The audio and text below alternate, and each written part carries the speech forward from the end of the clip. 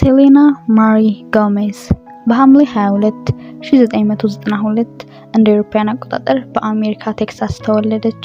እናቷ ማንዲ ቲፌይ ገና በ16 ዓመቷ ነበር ሴሌናን የወለደቻት።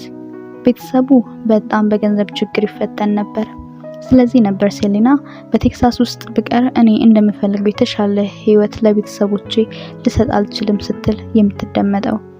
ሴሌና ስለ እናቷ ስትናገር እጅግ ጠንካራ እናት እና ለሷም ከፍተኛ ድጋፍ እንደምታደርግላት ለሷ ብዙ ዋጋ እንደከፈለችላት ትናገራለች። አክላም እናቴ እኔን ለመደገፍ 3 ስራዎችን ተሰራ እንደነበርና ትልቅ ዋጋ እንደከፈለችላት በሷም አቅምና ችሎታ ላይ ትልቅ መተማመን እንደነበራትና እንደምታግዛትም ወደ ትወና ስራ እንድትሄድ እንደረዳቻትም በኋላ ማኔጀር ወይም እናትም ማኔጀርም እንደነበረች ትናገራለች።